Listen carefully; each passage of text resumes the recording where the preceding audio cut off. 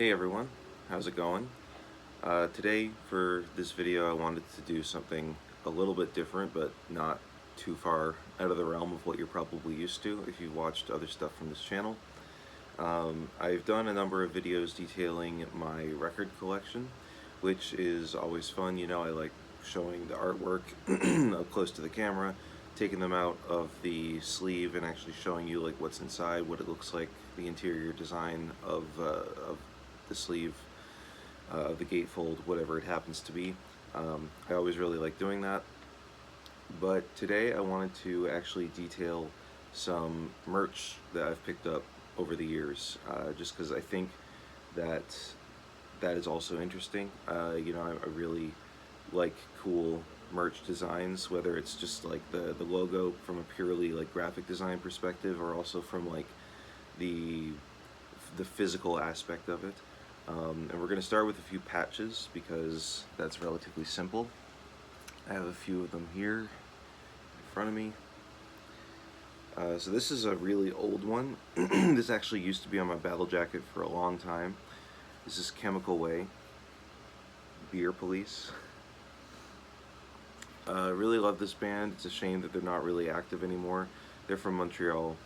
And yeah, I used to have this patch actually sewed onto my battle jacket, but as you can see, the edges have become quite frayed. So it eventually kind of came off and I just never bothered putting it back on again. Then we have this Manilla Road one, which I picked up recently. This I think I got this last year. Pretty sick. I think I'm going to actually put that one on in the spot the Chemical Way patch was on my jacket. Then we have Seum with Parking Life, their new record. They released these patches along with that album. I love the coffin art. I love the design of it, how it's circular with like the 2 stars at the end of the album title. Really cool circular patch. Love that. Then we have Thunderslave, which is a band from Mexico who I saw last month. They're really cool. They're like, you know, old school heavy metal, a little bit of speed metal, a little bit of power metal mixed in there. And the thing about this, I really like this shiny, glittery stripe that's going through the logo here. That's super cool. And I also just like, on a purely design standpoint, I love the T, the way it's shaped. Look at the curve and then with the line over the top of the rest of the letters here. Super cool. Next up I have Cancer Bats, who I saw recently at Poozafest this year. And I also really like the design of this one where you have like the one spike coming up here for the N, and then the other spike down here for a T. Kind of makes the T look like a nail. That's pretty cool. I can imagine it might be a little frustrating trying to find a spot on your jacket to sew this where like, you know, these 2 points aren't going to intersect with another patch, but it's also rather large. Like, this is like a pretty big patch. I don't know where I'm going to sew this one onto, but I'll do it eventually. And then lastly, for this round, I have this art patch that I picked up at, I think it was Varning Fest last year, and I cannot for the life of me remember the artist's name. So if this art looks familiar to you, please let me know who made it, because I would love to give them a shout out, but yeah, I can't remember. It was so long ago. And that's going to do it for the patches for this video. I got a bunch of stickers as well that I wanted to show. Stickers are, you know, they're cheap and easy to make. It's an easy way to get your name out there as a band that's just starting out, or, you know, trying to spread the word about yourself in the underground. Firstly, though, I have some non-band related stickers. I recently played a show in Quebec City, and there were these people there that were tabling for some zines, and they had some anti-fascist stickers. So they have this one with the pride flag. They have this one that's just like, you know, the classic anarchist, anti-fascist. And I have like a huge stack of these. They gave me like 15 of them, and asked me to put them up around. And then you have the anti-transphobe flag. So yeah, I got a couple. I have like a couple stacks of those because they gave me so many. I have this one, Sabotage, just kind of like encouraging industrial sabotage to, you know, smash the state and all that stuff. And then the Love Metal Hate Fascism sticker, which I wish they had given me more of these because this is the one that I like the most, but they only gave me one, so that is that. Up next, I have this Øbelisk sticker. I love Øbelisk, one of my favorite bands in Montreal, fantastic band. I saw them last night as of the recording of this video. I am recording this on July 12th, 2026. They played last night at Bâtiment 7 for Lowball Your Landlord Fest, which my friend Riley organized.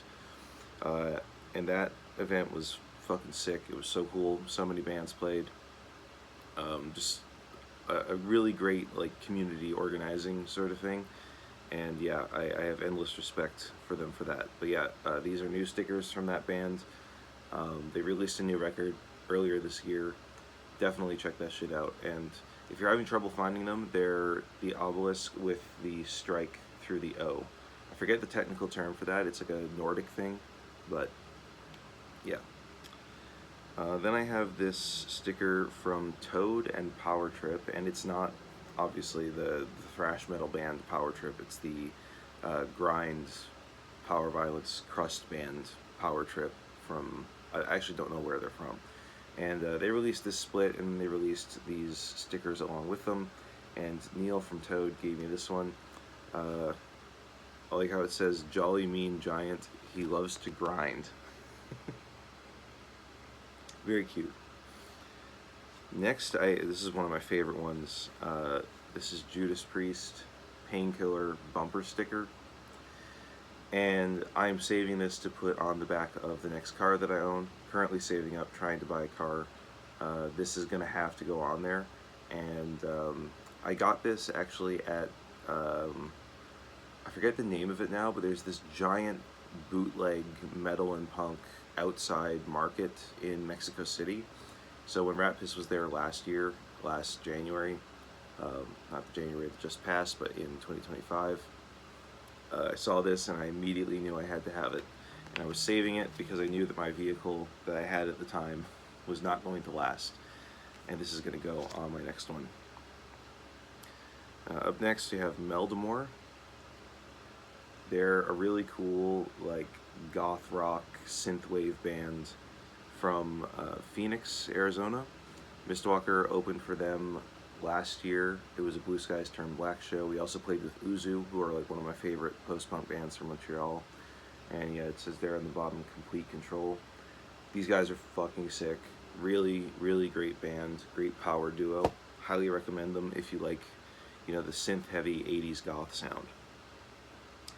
Up next we have Freeways, one of my favorite bands, favorite current bands I should say, with this sticker for the cover art of their first record, True Bearings.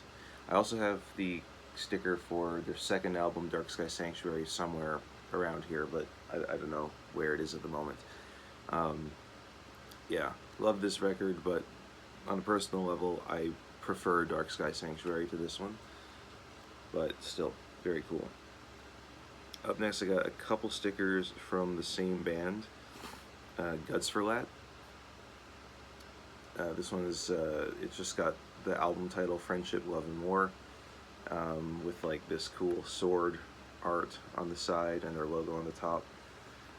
Really amazing band. I'm so glad I got to see them earlier this year at Piranha. That was with Tomorrow. And then local support from, I actually don't remember who played that show. But yeah, they're one of my favorite modern black metal bands. I am just so happy that I got to see them. And I also have this larger logo sticker.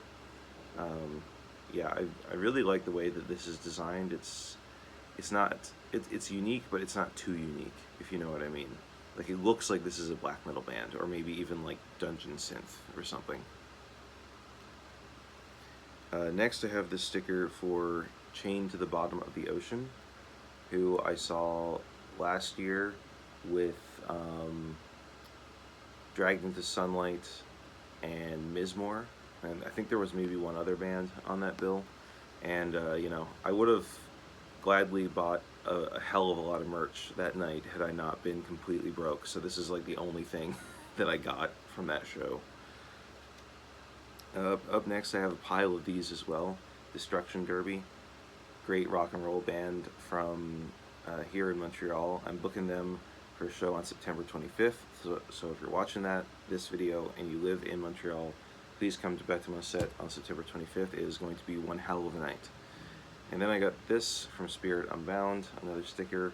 It's transparent, so the white is just like part of the base that goes behind the sticker. When you peel it off, all that you see is the red. So I got a couple of these. I saw them earlier this year as well. Well, they played Speed Trap Volume 2 at Piranha Bar, but then I saw them again opening for the band Prisoner, who are from Alberta, and they played that at Piranha Bar as well. So, great band, great bunch of lads, love them, they're fantastic. Last night, like I said, I was at this show, Lowball Your Landlord Fest, and the first band that played was this black metal, blackened punk band called Channeler, who I had only like heard their name around the way a little bit.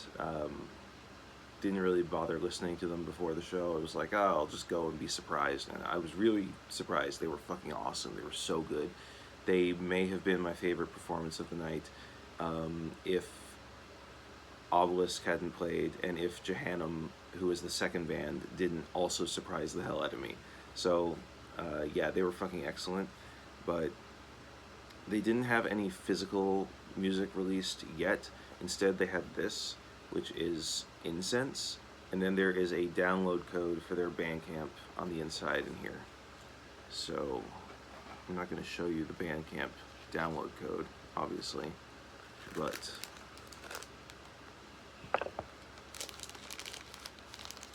yeah, this is what it looks like on the inside. I don't know if that's, yeah, there we go. And yeah, it's like a little pouch. There's a bunch of them in here. Very cool, very cute. I like it a lot. I'm always super into these unique merch ideas where it's not just the same, like stickers, patches, t-shirts, physical releases, but you put a little more thought into this kind of stuff. Like, I like it when bands have things like matchbooks or lighters. Like my own band, Rapis, we had matchbooks for a while. We actually had to get those restocked because we ran out. But yeah, it's a really cool idea, and I would like to see more bands doing unique things like that, just because it helps you stand out, you know, and it definitely intrigues people. Up next, I have some more Freeways merch with this postcard that they released with the vinyl release of Dark Sky Sanctuary. So it's got the band photo there, you got the logo on the bottom, the album title, like right here. I think that says what? Yeah, it's Dying Victims Productions. Great label. I love a lot of the stuff that they put out. Really fantastic. I also just love this photo so much. It's got like, you know, they're outside Fort Willow, which I think is in Ontario somewhere. You got these like spiked picket fence against the blue sky, and the angle that the trees are going at, it just like helps to accentuate the band. It draws your eye up, and because of the way that the band is framed, they're like very in center, also in contrast with the logo in the bottom here. And then you have like this little nice touch of autumn red leaves, orange leaves up here in the corner. Just a really fantastic band photo. I love the composition of it. And then on the back, you know, it's got like a place to write stuff. It's got this photo, and then the Dying Victims Productions logo in the corner a little bigger.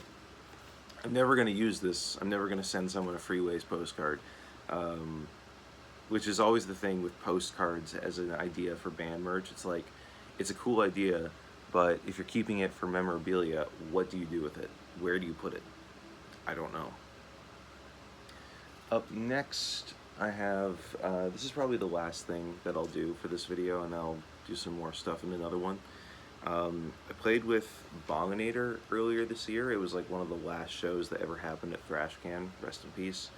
And this is also one of the most interesting and unique merch items that I have. It's a VHS tape for Retrodeath, their newest album. And I'm not entirely sure what this is, because as you can see, it's still sealed. I have not opened it yet, although I will eventually. I have a VCR. I have an adapter to connect it to a more modern TV.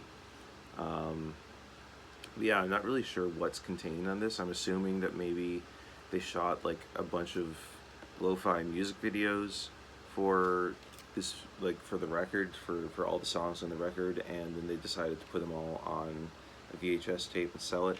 And like, I just think the presentation of this is fantastic. The tape itself is white, which is cool, because obviously most of them are black. And I just really love seeing the artwork like in this format, you know?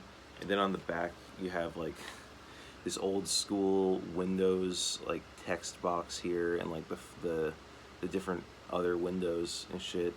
And then up here it says rent Retrodeath for all your putrid video cassette needs. Yeah, definitely very cool. So yeah, that's gonna do it for this installment of, I don't know what I'm gonna call this video series, but it's just gonna be a merch roundup, just all the cool little knickknacks that I've picked up from shows over the years. So I hope you enjoyed this first one, and I'll see you in the next one. Until then, peace out.